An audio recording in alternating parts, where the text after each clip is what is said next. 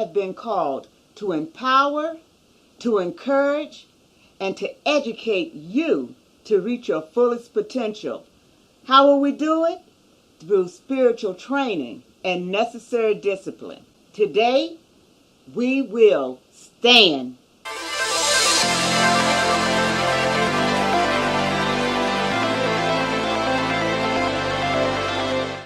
I'll start today's show with a question. What's new? What's new in your life?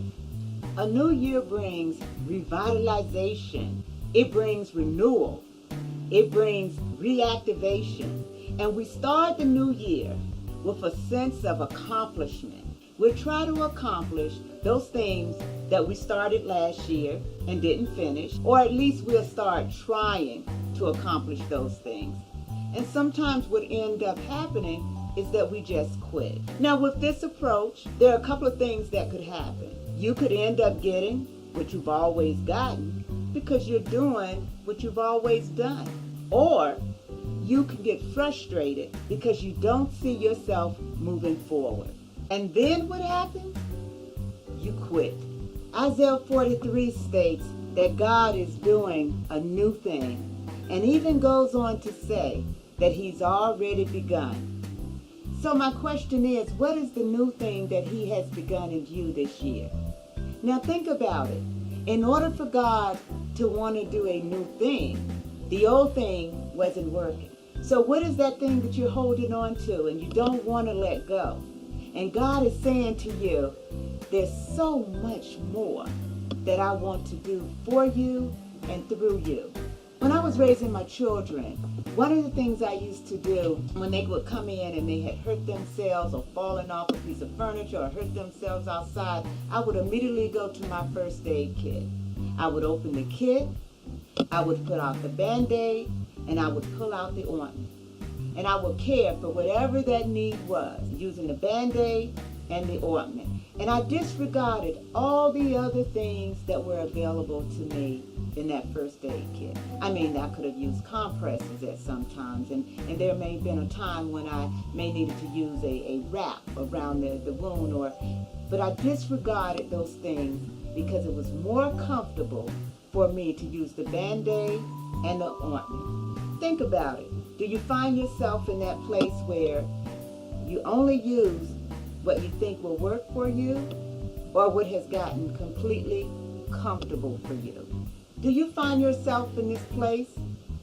Do you find yourself more comfortable in your comfort zone and really don't see the value of using all that's available to you? Or do you just think, how can I really make a difference? If these are your questions, then I would like to leave you today with 3 things that I know will change your life, create newness, and progress you forward to reach your fullest potential. Focus your thoughts. I mean, really focus your thoughts. I need you to sit down and list all the things that God has equipped you with. Now, you're going to have to go within. You're going to have to really think about it. What are those things that I know that I am good at? Writing, singing, just like the first aid kit. I want you to list everything that you know that God has given you to use. Which brings me to my second point. After you have listed those things, I want you to start looking at them wisely. I mean, really look at what you're using and what you're not using. Are you writing, but you haven't written a book? Are you singing and only you know it? What do you have that you can share with others? And those things that you're not using will create new avenues in your life.